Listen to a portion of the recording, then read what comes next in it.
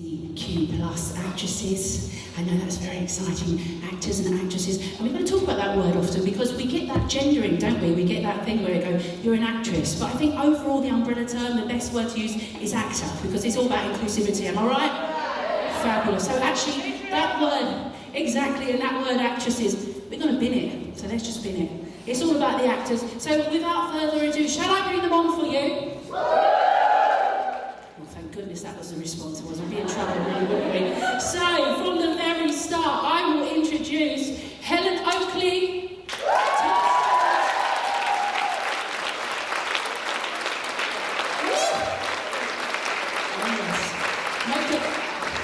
Make your entrance. Also, Alicya.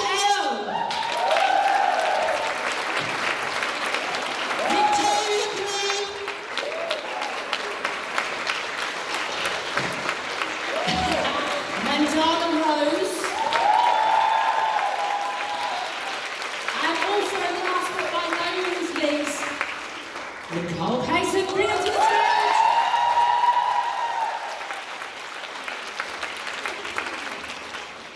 Wow. See, I'm excited already. Really excited already. I've actually got to contain this. I've just got to look at you all. Oh, look at that. Oh my gosh. Very exciting. So, thank you so much for joining me for a start. Are we all good? Are we all feeling good today? Fabulous. Fabulous, exactly. It's been loud. Sorry about that. So really, this is going to be a bit of an open forum, really.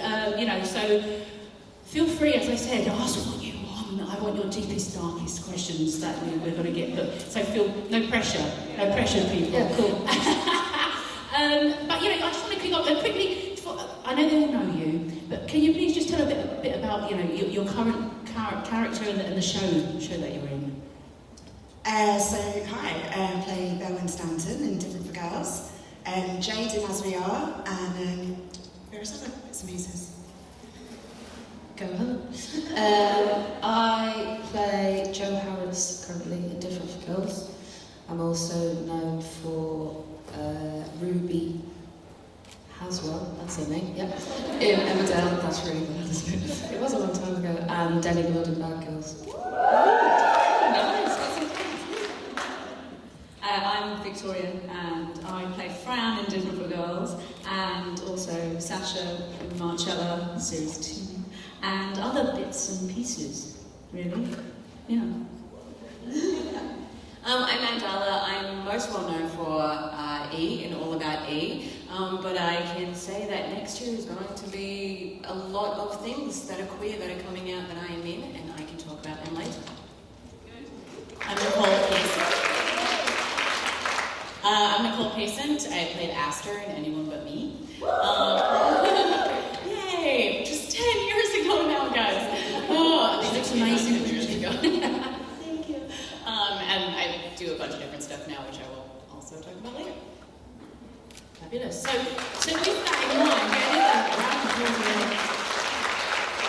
So with that in mind, can you tell us about your favourite characters that you've played?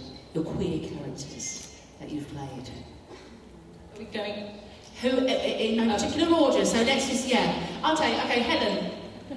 Let's go, pressure, Helen. Well, I absolutely love playing Belle, so, and she's a great character, yeah. What is it about her that you particularly like? But she's fun. She's a bit naughty, isn't she? Yeah, very naughty. And to be honest, as someone who doesn't, it's hard to phrase this, but someone who doesn't have the uniform look when it comes to being queer, I quite often get cast in straight roles, so it was really awesome to get cast in a character that wasn't straight. Well, actually she is, kind of. But I think she's bi. But she's having a lot of lesbian sex, so Yeah. So she's bi, I'd say, isn't she? Yeah. Well, that's up for discussion, I suppose, but she's naughty either way. Yeah, at the end of the day, lots of people have different labels at different times in their lives. And I think she's one of those people. I think growing up, she was straight, 100%. And going forward, who knows? Who knows? That's life, right? I think that just proves that sexual orientation really is on a spectrum. isn't Yeah, it? yeah. You know, I know very much for me, it depends on what I'm drinking. Can't lie. But no, it is true though, isn't it? It is a case of that. So therefore, we just be who we are. Alicya, what about yourself? You know what? I think it has to be. It's Denny or Ruby, but for different reasons. Yeah, tell us why. Denny because she was just lovely. Sorry, not the F word. I didn't say that. And you got to see her whole journey and the environment. You know, I loved her story essentially. I love being a part of that show.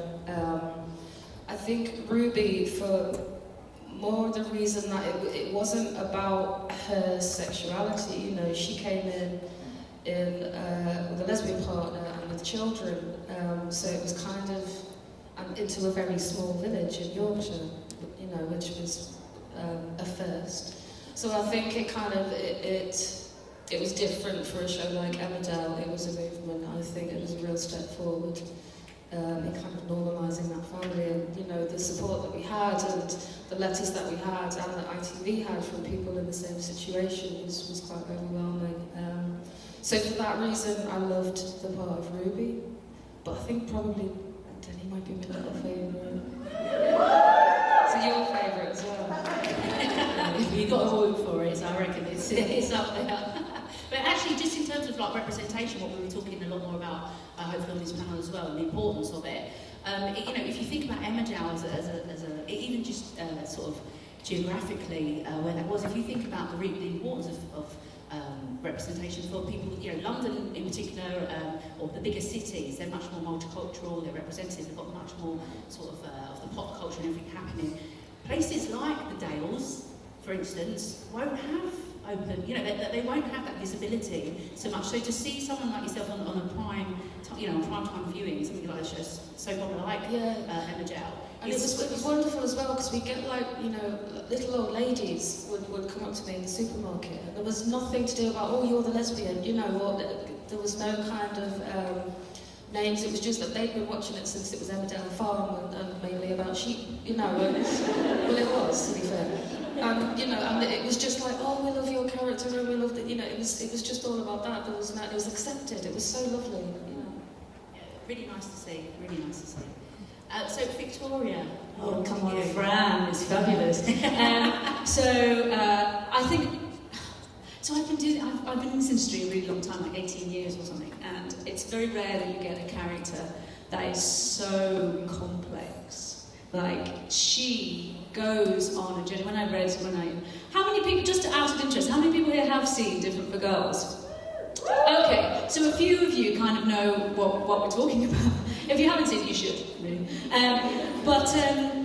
So she goes on this just a complete downward spiral of a journey, and then she kind of comes out of it the other end. And she's a great character. So she's my favourite character. Of all the characters I've played in 18 years, she's my favourite. She's naughty. It's fab. Yeah, that's it. I love a naughty cast. So I'm sorry, bringing out a bit about me. Sorry. Back to the panel. Sorry, excited. E is a pretty wonderful character. She's full of a lot of layers, and you know, coming from a Lebanese background, not out to her parents, very openly gay in her work life.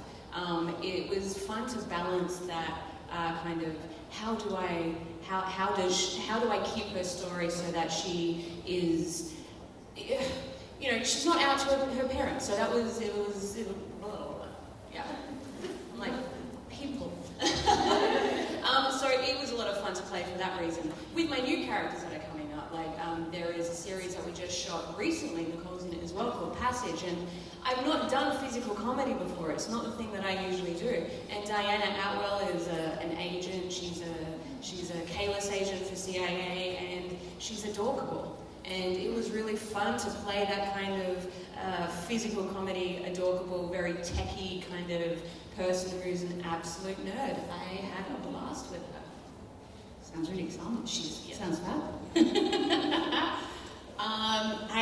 As everyone's been talking, I've been going through like the Rolodex of queer characters I've played. I feel like I've played so many in that That's good. Great. That's what we want to hear. Yeah. That's what we want to hear. Yeah, it's actually, it's really exciting, and I have a couple that are coming out, so I don't like, I don't know if I should talk about them yet. I would say the most recent ones, I did 2 short films recently, and the most recent I did with Melissa Ponzio from Teen Wolf, and it was, we played wives in it, and that was a really emotional journey for me. It's a really intense situation that the two of them are in.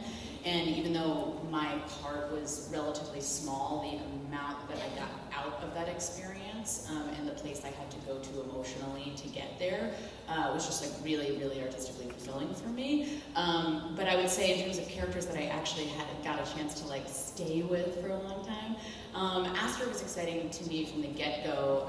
In fact, like I'm sure some of you have heard this story, but when I saw the audition notice come through for Anyone But Me, and I immediately saw like writer-producer of the L Word, and I was like, yes. And you know, and I read the breakdowns for the characters, which is basically where when they send out an audition notice, they give you the character name and then a general description of them, and then you submit, or your agent submits you based on whether you fit that description or not. And I read the breakdowns for all the characters and asked her immediately, I was like, that's me, it's just me. Like, I don't know what else to say about it, exactly what she was. And I wrote this like very passionate email to the creators, and apparently it was after the audition cut off, and I didn't even know, but they read my email, and they were like, this girl really wants to audition, so I guess we should let her in. And it was great. And I actually, Rachel Flores and I went back and forth at the callback auditioning, reading for Aster and Vivian, so that could have gone the other way, which is a really funny, weird thing to think about.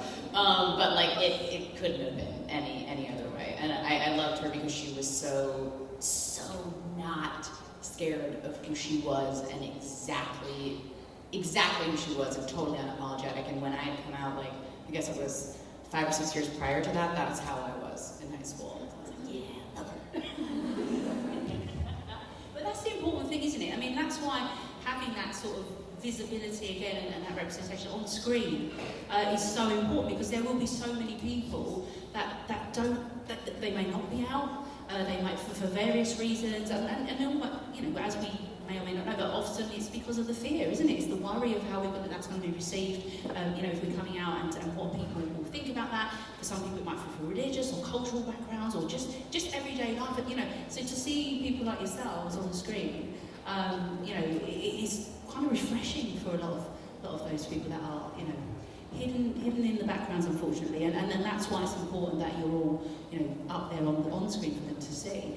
So, you know, with that involved in terms of your characters, do you feel, or do you find yourself maybe more leaning towards auditioning or going for roles that are sort of lesbian focused or queer focused in general? Or I don't know, as actors, you're going to go for something. Obviously, it's going to go for what suits you, what you'd like to apply for, but as, you know, under the queer umbrella, do you think you may go more head towards that?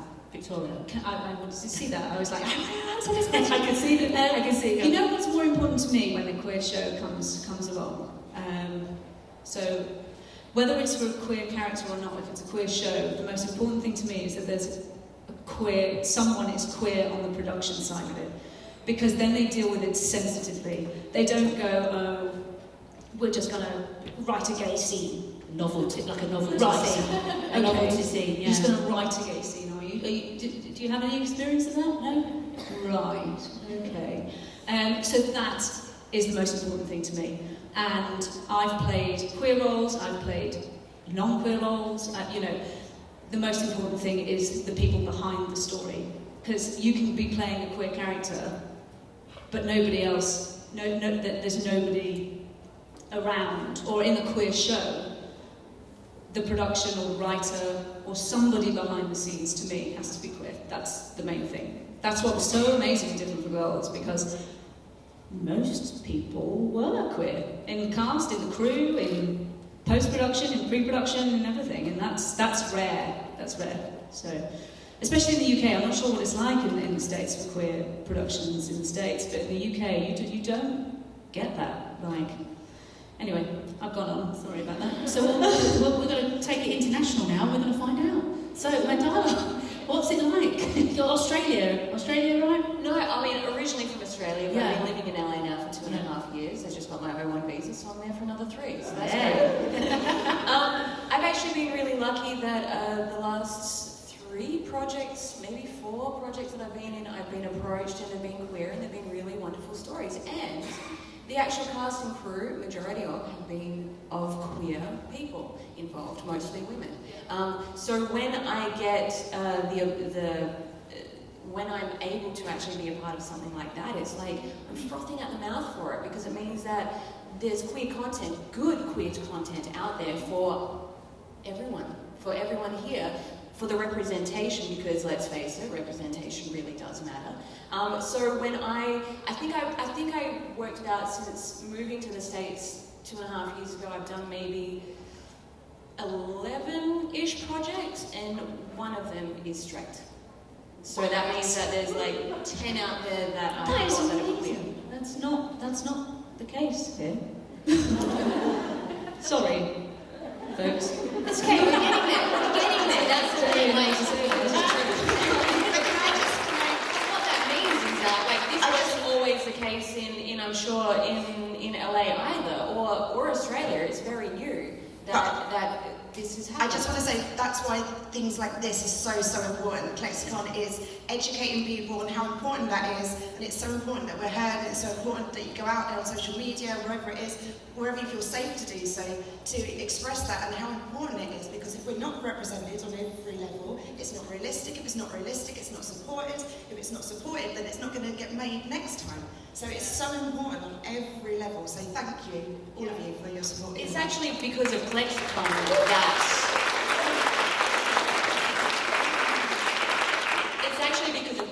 that Passage has come about. So the first year of ClexaCon, Passage was written because of that, and then the second year it won an award, and then we only shot Passage beginning of oh my god, my words.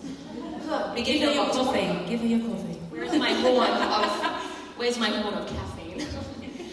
And so it's actually because of ClexaCon that I'm sorry, she doesn't like to-go cups. Guys, because they're killing the protecting earth, the so earth everyone one get a at horn. a time.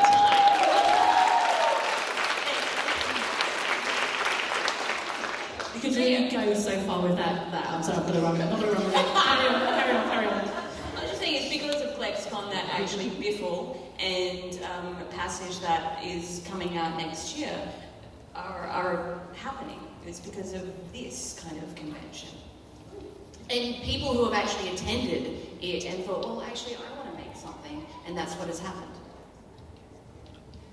So for you yourself, Nicole, your experiences. Queer characters. It's a funny thing. Like, I think about this a lot in terms of the characters that I want to play. And I think at this point in my career, I just want them to be rich. And what's like, I don't mean rich. I mean like deep. I want them to be deep. And if that means like comedy, like high comedy, that's great. Like I love doing comedy. I want to do more comedy. So there's that. But what's exciting about what's happening now is that queer characters are starting to become more full people, multi-dimensional people. So they're actually starting to get interesting, because for a while, after Anything But Me, I was offered a bunch of queer stuff, and some of it I took because I thought that arcs of the characters were really interesting and was well written, and other stuff I had to turn down because I was just like, this is the same story over and over again, or it's the same character, and for me, like, just having it be a queer character isn't enough. I want the character to be a full human, because that's the best way to represent us anyway. And for me as an artist, it's the most fulfilling. So at this point in my career, like, I just want real people. And I mean, if they're queer, all that much better. So I'm going to just end it with Alicya here as well. And well, actually, and Helen, because you can both ask that. But do you think, in terms of having those queer characters? In fact, actually, I'll open up to all of you. Has it? Forget that. Scrap that bit. Well, do you have the fear of the whole typecasting then? We because you're talking about queer characters and actually then what you'll be willing to accept in terms of roles, because quite often, usually the lesbian gets killed off or something happens, they die, or they're from some deprived background, or it's all just some horrible background. This is British television. Oh yeah, this is British television, Like, that's what happens. Yeah, do you know what? I'm not gonna lie. Like when I finished Bad Girls, I didn't work for about 2.5 years because people. Maybe it's something to do with because the characters were so strong that they put you in a box basically, and you are stereotyped, and they think, well, that's what she's best known as. And I'm not sure whether it's they think, oh, it's going to be hard for people to see her as something else because she's like, well, we're actors, So I can't help but think there was a bit of prejudice there, When did you finish that? Ages ago. Yeah. Good answer. So I do think that queer characters are changing though with mainstream television in the UK because especially with when I did Marcella, what I really liked about it is that the two women were just integrated into the story. It wasn't there wasn't a big deal made about the fact that they were together, and that's what I think is happening with a lot of television shows in the UK is that they're integrating queer characters into just normal storylines, which is the way it should be, and I don't know where I was going with that. I was going somewhere. It'll come to me probably like tomorrow or something. Anyway, that's what I was talking. Yes. I can speak to this from a recent standpoint because, on the business side of things, actors, like one of our calling cards is our reel, right? So it's a combination of things that we've done.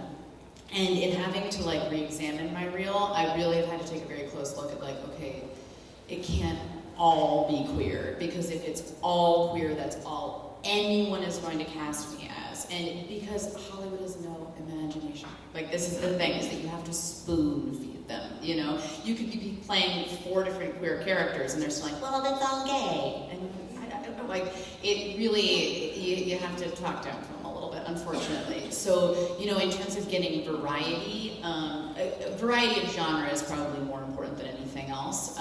But there is that, actually very practical, step to it where you're well, if I'm sending this out and I gotta have 3 or 4 things, it doesn't mean that one has to be hetero. It just kind of means maybe not all kissing girls, which I do a lot on screen. So, Do you do it off screen? yes. Sorry. Professional. That's professional.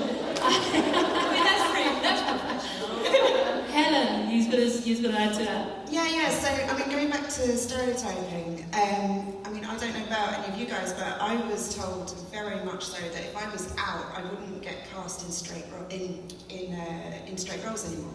And that does wipe out a lot of your potential career roles.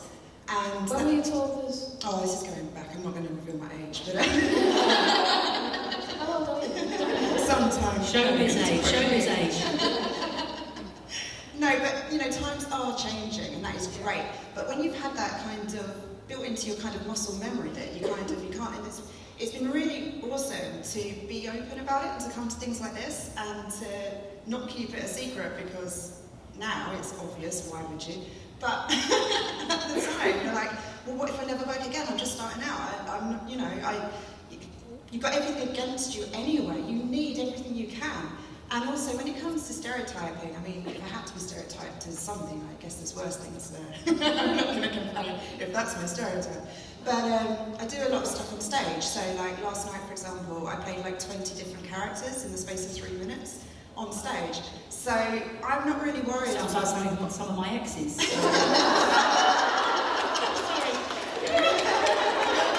that was just a third of our exes that I was doing impressions of. Sorry.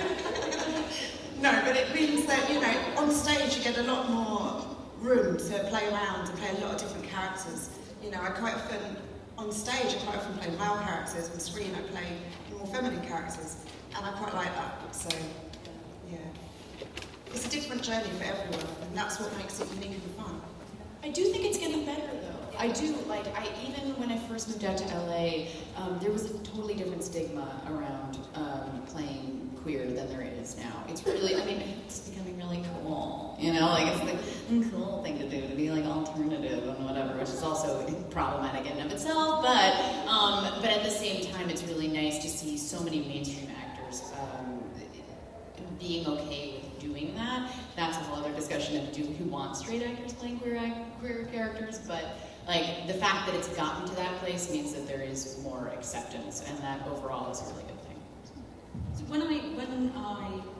So when I did Fran, I don't think people know this actually. When I did play Fran was my first queer character that I ever played. Yeah, I was never cast, and I've been doing this for 18 years. I was never cast as a queer character ever.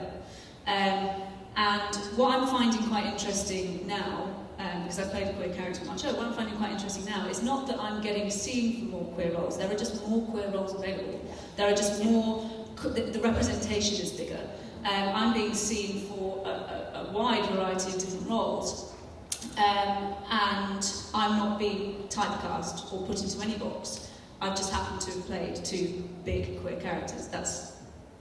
And for me, I'm finding that with producers and with, again, this is just UK based, but with producers and with casting directors, they don't give a shit about how you identify. They don't care. And I think that's great, because that is what's changed in the 18 years that I've been in this industry. So I think we are going the way that we should be going. We're not there just yet, but we're going where we should be.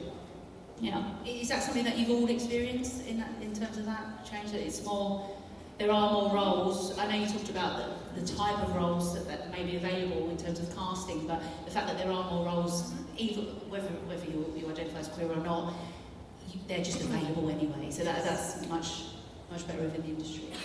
For you. Have you always been? I mean, I don't know your journeys in terms of coming out and stuff like that. That's another show. But have you always been out as actors? Was it, have you always been out within the industry?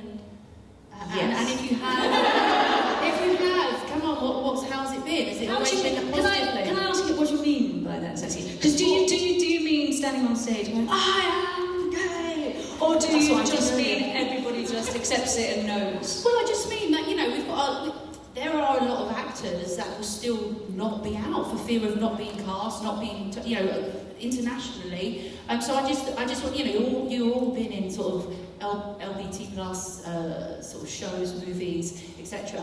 Whether people were straight or not in that, I just wonder if, as individuals being out, is that something that has held you back, or as actors, for those actors that maybe have had issues where they've kept silent, because that does happen. Have you been out, and has it been an issue in terms of your work, your career? When I was in Bad Girls, I actively chose not to be out. It's something I don't really believe it. Were you asked in press interviews if you were? Well, sometimes, yeah, and I just avoided it. But the main reason being was that I was so young, and I didn't know what I was doing with press. I didn't have any advice or anything, but I just felt that it would be spectacularly abused press-wise, I think. The show was causing ructions as it was, do you know what I mean? It was causing so much conversation, so much kind of coverage, some of it negative. So I did feel that, and also I was young and I was out and I wanted to kind of make mistakes behind closed doors and not have it, do you know what I mean? Come turning drunk out the candy bar and stuff. I didn't want to do that publicly, and I felt I was fearful of that. I wasn't necessarily fearful of what it would do for my career or anything like that, because I was so proud to play that part. Essentially, I didn't care. I didn't care if that was the last role I've ever played in life, because of what it was and what it meant to me.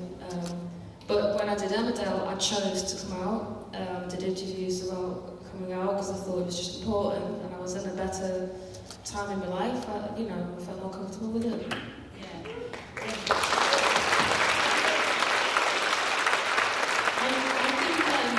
I think that's just it, isn't it? I guess now hopefully we're in a better phase, in terms of being out and being able to be open about it. We've got more policy, we've got more laws. It seems to be more accepted. But I guess going back to Helen, what you said about originally you were told if you come out, that's going to affect your career essentially. That's going to have an issue on you on what you get cast for. So what were your experiences? Yeah, I mean, that's not necessarily producers saying that. that. That's Yeah. your fellow cast, that's your fellow friends. And the general public. General Yeah, attitudes. as well. It's the Yeah, general public that... Yeah. Yeah, exactly. But yeah, that's what it is. Yeah, but that's it, isn't it? Is that something that you've experienced in terms of, like, were you ever sort of said, don't come out if you do, that could have a hindrance on your... People said that to me. People definitely said that to me, but I didn't care. I don't know. Like I say that though, also having had the privilege of this being post Elbert. So we have to look at the journey of the LGBT movement and how much has been accomplished over the past 15 years, really, 10 years even.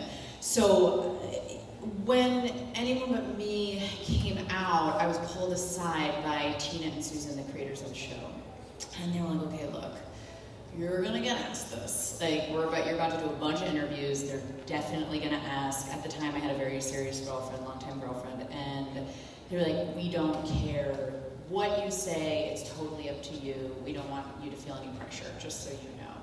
And they're both queer, and they were like, "This is your choice. It's all good."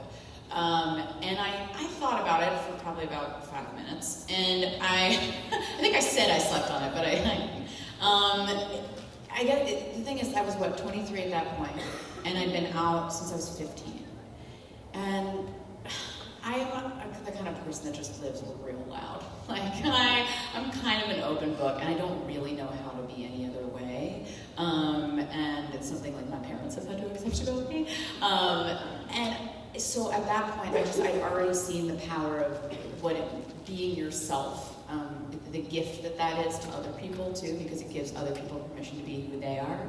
And I was like, I can't be doing this show and advocating for something that I feel so passionately about, because I was already an activist at that point too, and be a queer person and not come out. That feels counter to the whole point of this. Plus, I'm not good at keeping that secret, so it would have been a matter of time anyway.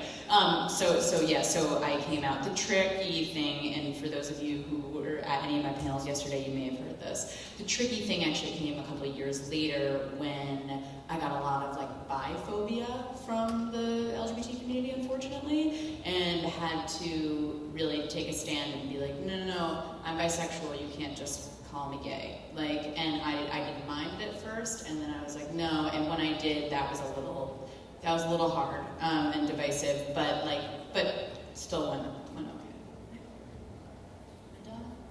I'm actually I came out only 9 years ago, and before that I was with a guy for 7 years. So it was a short film that I kissed a girl and I was like, wow, holy shit. Can people relate to that? Can anyone relate to that in the room? It was like, kissed the girl, the whole room froze. It was just so, that's what a kiss is supposed to be. I broke up with my boyfriend of 7 years that night. I mean, why?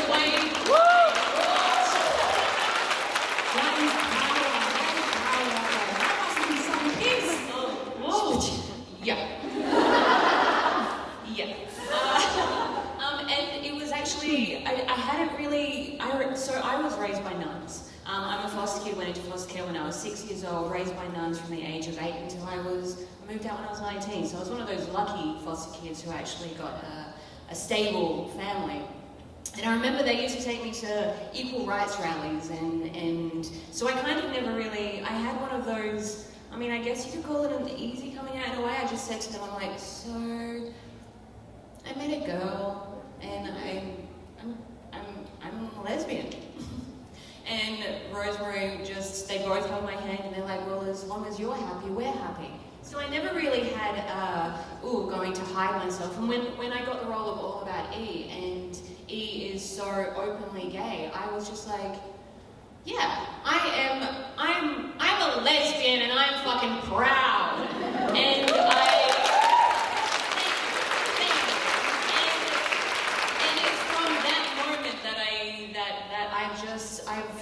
I'm so grateful when I am offered a role of any queer individual, because it does mean more content is out there. So I don't hide, I don't bother. I don't want, if you don't see me for my talent and you only see me for my sexuality, then I don't want to work with you.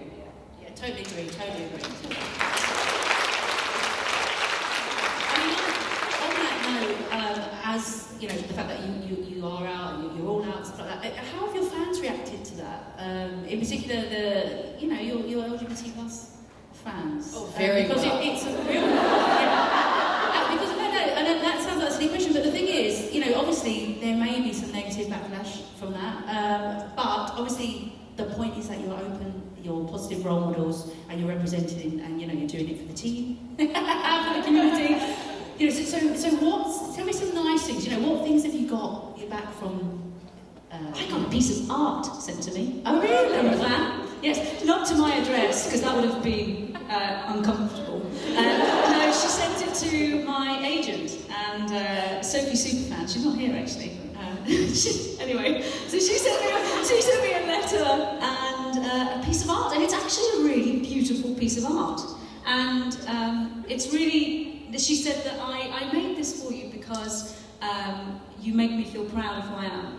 And I thought that was so beautiful. And it really meant a lot to me. And my partner and I were crying at the letter, and it was just really sweet. And it's nice to know that you do touch people. Because when I came out when I was really young, there was no lesbian representation on television at all, and it's nice that I see. It's nice to be able to give that support and love to somebody that has just come out. It's nice. So yeah. Anyway. Anyone in the room? Can anyone in the room say that piece of art? No, she's not here. She's not here. No.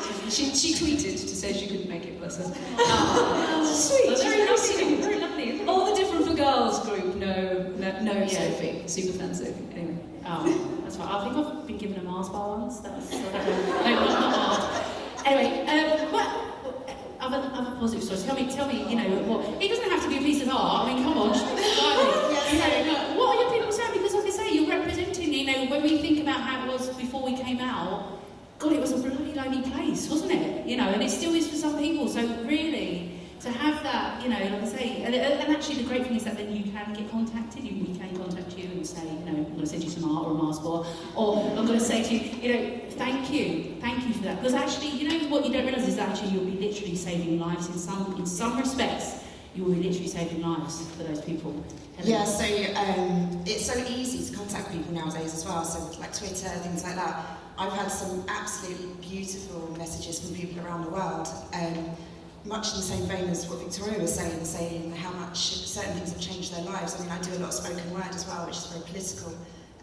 Why pride is important, women's rights and equality, everything from fracking through to Grenfell, through to you name it, I openly speak about because that's important to me. Reducing plastic, all things like that. And but when it comes to queer people getting in contact, saying, I live in a country, I've had people from like India, various other places, and it's just not like that as it is in the UK or as it is in America or, and yeah, there are pockets in the UK and America which are awful, but on the whole, it is so much better than it has ever been, and I really, really hope that continues to grow. And by being open, showing that, whether it's on TV or in a film or in any platform whatsoever, magazines, whatever that may be, you're giving a voice to something which is our lives, that we exist, that we are here, and that we're not going to be hidden underneath all these white middle-aged men programs, which is what traditionally have taken the forefront. Anyone in any kind of position, if it's a doctor, a lawyer, whoever that may be, ordinarily it's been cast as a white man.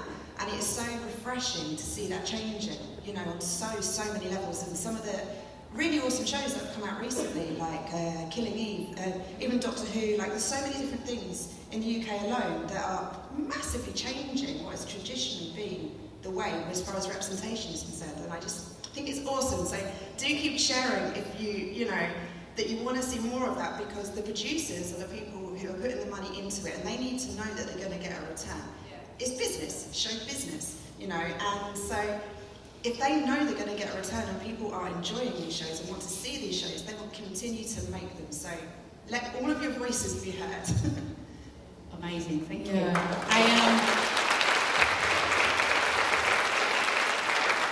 I gotta say, like, the mind boggles at the number of lovely, amazing, like mind-blowing messages that I've gotten over the past 10 years since Anyone But Me came out.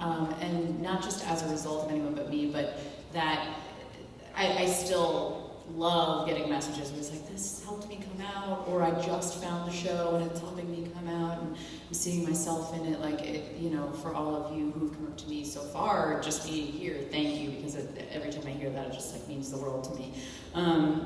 And it's so inspiring. I've cried so many times reading these messages. And I think the other thing, you know, stemming off of what you said, something that's really beautiful about having the kind of platform and the wonderful like loyalty of the queer community, right? Because we're all so like, we're such a tight-knit group, and it's great. And being able to share stuff with each other online. There's a lot of intersectionality too, right? So like, I've started using my platform to talk about mental health as well, and that's obviously, it's a huge problem everywhere, and certainly within the queer community. And so like, when we talk about, you know, things that you put out there being life-saving, like literally getting messages saying you saved my life. I mean, that kind of thing is like, there's no words that can express that, the kind of like gratitude I feel for having, I don't know, said or done something that affected someone and having them find that, you know? So it's just like, I can't overstate the importance of not only, you know, putting representation out there and being exactly who you are in the world, but really being vulnerable about other issues that also intersect with our community.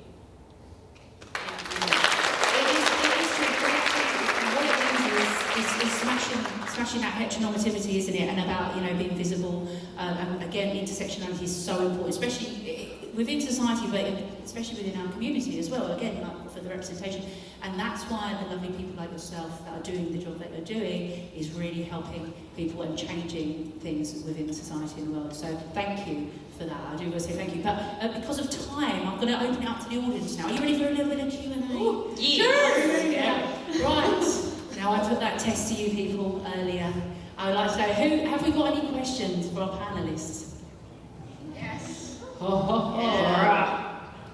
She has a good history with questions, so we're in for good questions. No, this time's going to be a lighter question. Bring it.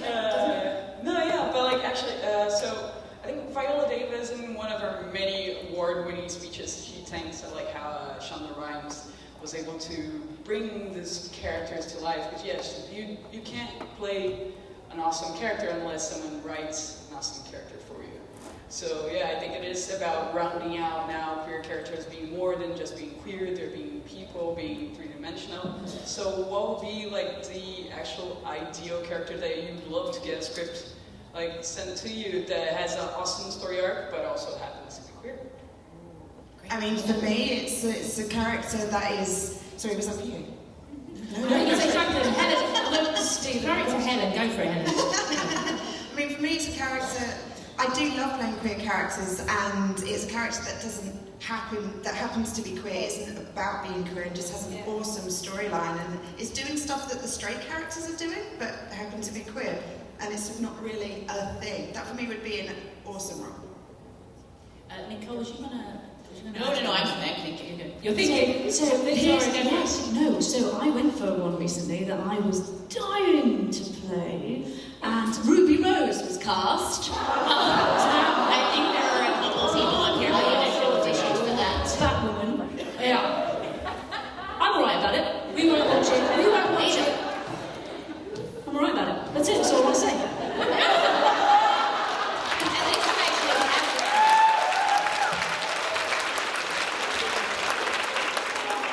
You'll always be my bad girl. It's fine. It's fine. Alicya, was you gonna say something on that as well, or no? You give me a look now. Sorry.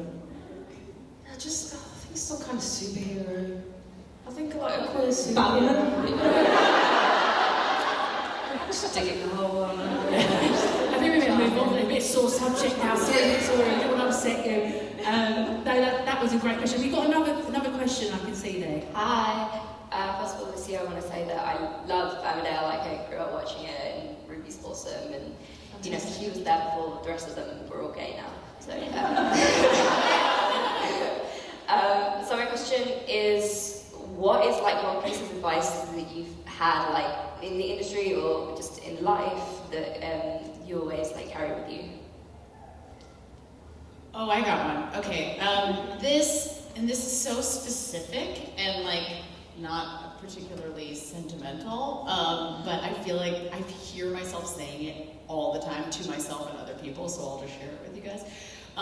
So I get, as I think probably a lot of people do, this business can be really intimidating, and like the word like networking has always been this like word for me. It just feels like really repugnant. But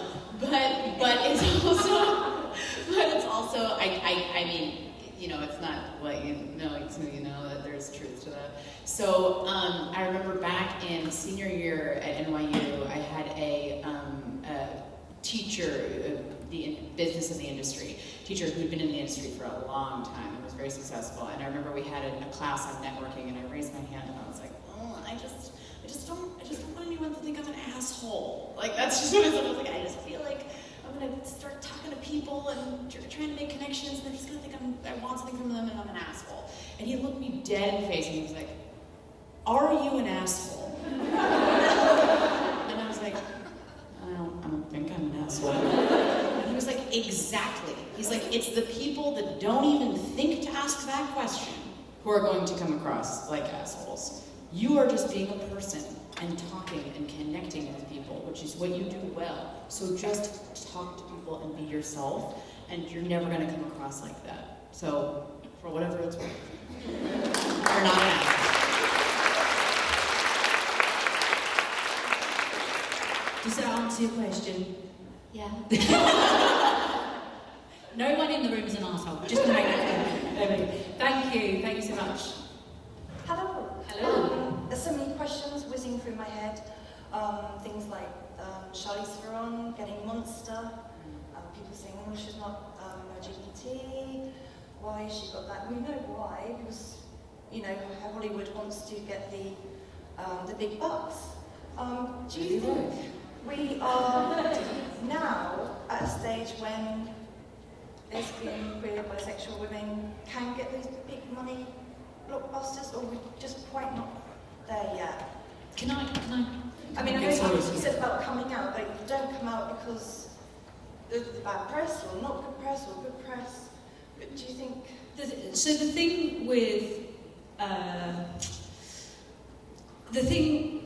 actors that are A-list actors, we don't know if they're queer or not.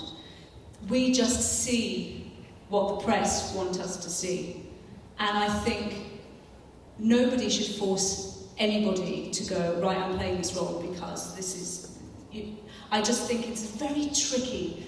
I think with Monster, it brought a queer character to an Oscar-winning film. And I think that's really important, because then queer storylines are being made. And it's like the same with Carol. I mean, you've got Kate Blanchett, Kate Blanchett? Yeah, in the role. I loved her in that film. It's the thing is, until somebody at the top makes that brave choice to come out, it will be like that for a while. And I think there are women and men that are A-list that I know of that are queer, but they choose not to talk about it. Did that answer? Yeah. Kind of went around the houses. You're actors and you will act the part that you're given, but again, you typecast or not because you've come out or haven't come out. And yeah, it's yeah. tricky. It's really thing. tricky, isn't it? So It's a tricky. Yeah. Yeah, because there was a thing recently that Linda Riley from Diva magazine, who's not here today, but she did a campaign about LGBTQ plus actors and the invisibility. And it is really, really difficult, because then I was talking to a lot of casting director friends who cast really, really big films and big television shows, and she said, we know who the queer actors are, they just choose not to come out, that's their choice. They sometimes play queer roles and they sometimes don't, but that's their choice of whether they decide that they want to come out. And I think we need to respect that. And yeah, that's my view. Anyway, I'll be quiet.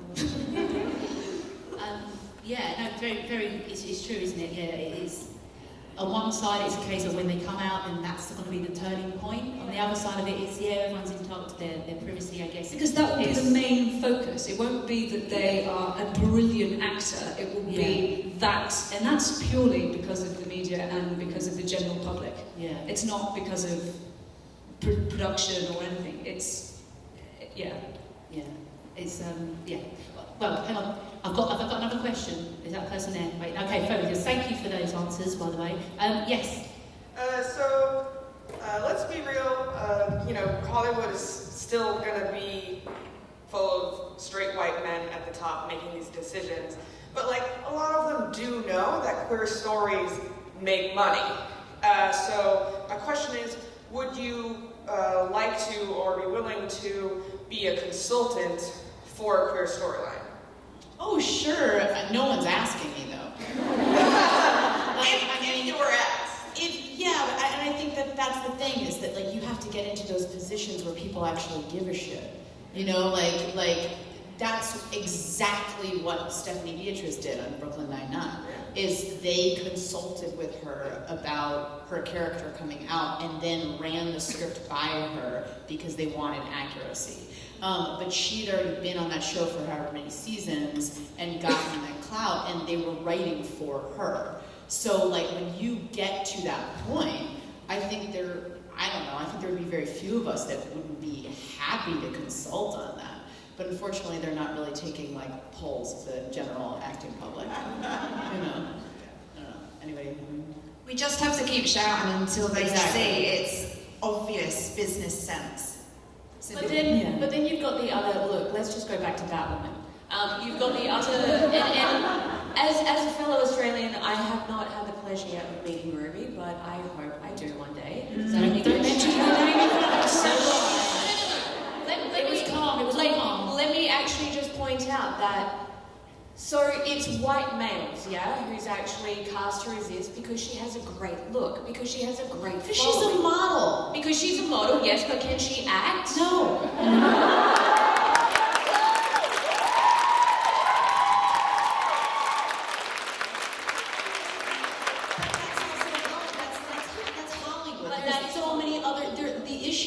Less even about consulting for queer characters, and I'm just going to say this because we're in a room full of a lot of female identifying people. Like, this is what we need to do, guys.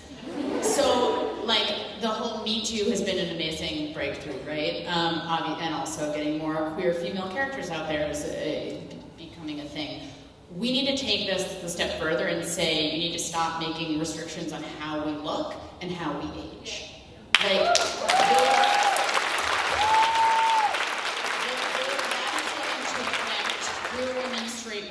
everyone in between, is when we stop saying, like, you can determine who gets cast because they appeal to you physically.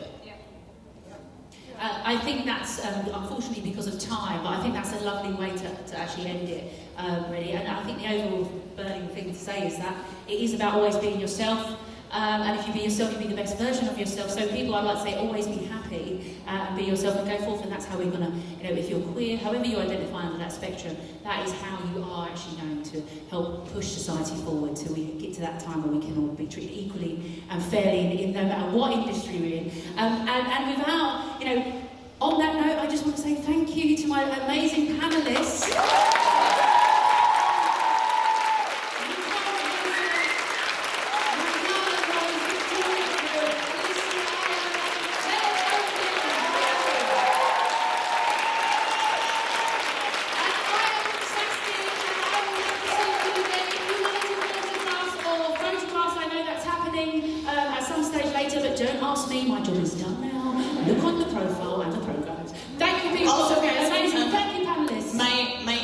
agent wants me to post social media stuff, so if we could all look really happy in January,